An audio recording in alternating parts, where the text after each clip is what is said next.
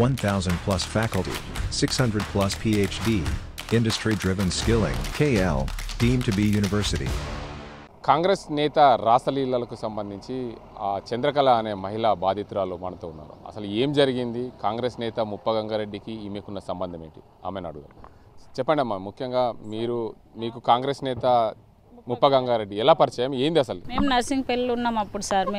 మా నాన్న చనిపోయిన ఉండే డబ్బుల కోసం అని, ఆయన పెద్ద మనిషి కదా అని చెప్పేసి ఆయన దగ్గరికి వెళ్ళి మాట్లాడినట్టు మాట్లాడితే సరే డబ్బులు అవి ఇప్పిస్తానన్నాడు సార్. నాకు అప్పుడు 16 సంవత్సరాలు. మేము నర్సింగ్పల్లిలోనే ఉన్నాం. అక్కడ నుంచి ఇక ఏడుక గూడెంలోకి తీసుకొచ్చి పెట్టిండు సార్. ఒక బాబు పుట్టిండు. మొన్నటిదాకా చూసుకుంటా, నేను నీకేం ఇబ్బంది లేదు, అన్నిటికీ నేను ఉన్నాను అన్నాడు సార్. అట్లా ఇట్లా కాలం గడిపిండు. ఇప్పుడు 20 సంవత్సరాల నుంచి ఫ్రెండ్షిప్ ఉంది.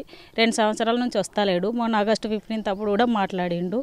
బాబు ఇప్పుడు నాకు పుట్టలేడు, నాకు సంబంధం లేదు, ఎవడికి చెప్పుకుంటావో చెప్పుకో, ఏం చేసుకుంటావో చేసుకో అని మాట్లాడుతున్నాడు సార్. ఇప్పుడు నాకు న్యాయం జరగాల.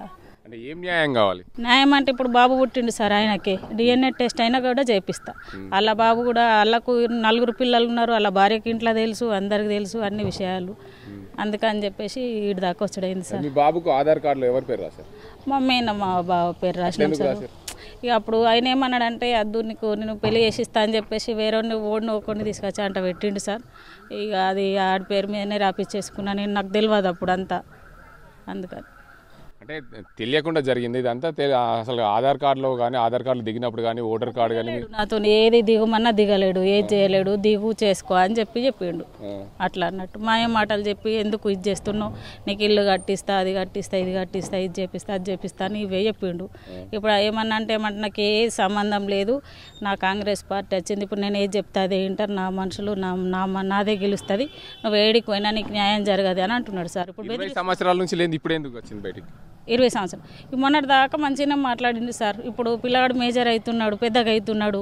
ఏమన్నా నాకు కూడా ఆరోగ్యం మంచిగా, హెల్త్ బాగాలేదు, నాకు మొఖాల నొప్పులు ఉన్నాయి, హార్ట్ ప్రాబ్లం ఉంది.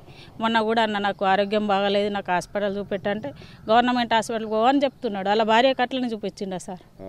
ఇప్పుడు నేను కూడా సగభాగమే కదా, పెళ్లి చేసుకోకుండా ఉంచి ఏదో ఉన్నో కొన్ని డమ్మిగాన్ని తీసుకొచ్చి చూపించి ఇచ్చేసిండు. ఇప్పుడు నాకు ఆరోగ్యం మంచిగా లేదు అట్లా అని. అంటే ఇప్పుడు ఎవరి పేరు ఆధార్ కార్డులో ఎవరి పేరు ఉన్నది? మా బావ పేరే ఉంది. బట్టి నీకు పెట్టనీయలేడు, బెదిరిస్తాడు, చేస్తాడు, గట్లా చేసిండు. అంటే ఇప్పుడు చివరికి ఏం కావాలని అడిగిన?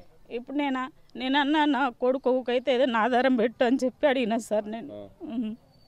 అట్లా అంటే ఏమన్నా నేను ఏం లేదు, రూపాయి కూడా లేదు, మీరు ఏమన్నా కానీ గంగలో ఉండరు అంటున్నాడు.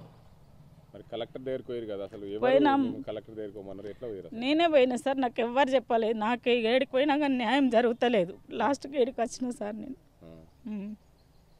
ఇప్పుడు ఈ గంగారెడ్డి మీకు ఏం చేయకుంటే ఎట్లా, ఏం చేస్తారు? ఏం చేయకుంటే ఏం చేస్తారు సార్, ఏమన్నా దాగి చచ్చి అయినా పోతాం ఇక ఆయన పేరు మీద. ఇంకేం చేస్తాం సార్? మరి ఇక ఏడ న్యాయం లేనప్పుడు ఏం చేస్తాం సార్? మరి DNA టెస్ట్ ఓకేనా? ఓకే సార్, నేను రెడీ, అట్లేం లేదు, చేపిస్తా సార్ బాబుకు, అట్లేం లేదు. నాకు బాబుకు సంబంధం లేదన్న మాట మాట్లాడిండు కదా, తొట్లే బిట్లే అన్నీ చేసిండు, అన్నీ చూసుకున్నాడు. చూసుకోలేదని కాదు, ఇక్కడ గూడెంలో తీసుకొచ్చి పెట్టిండు మమ్మల్ని, నర్సింగ్పల్లి నుంచి తీసుకొచ్చి. మేము హౌస్లో వాళ్ళం. తెలుసు, అవును, మొటాడోళ్ళు గున్నారు, అదే గోనె కాపోళ్ళు తెలుసు. అప్పుడు వాళ్ళ తల్లిదండ్రులకు చెప్పలేదా? చెప్పలేదు. గంగారెడ్డి వాళ్ళ తల్లిదండ్రులకు వాళ్ళకు లేరు కదా, నాకు అవన్నీ తెలియదు. వచ్చి కలిసి ఇట్లా మాట్లాడి చేసి అప్పుడు ఆయనకి ఏదో మర్డర్ కేసు పడ్డుండే. ఇక నాకు కూడా అట్లనే బెదిరిస్తున్నాడు, చేస్తున్నాడు అని ఎవరు లేని టైంలో చూసి మా ఇంట్లోకి వచ్చి ఇది చేసిండు సార్ బలవంతంగా. అట్లా కొంచెం న్యాయం చేయండి సార్, మీరు ఎట్లనే చేసి దయచేసి మీకు దండం పెడతాం.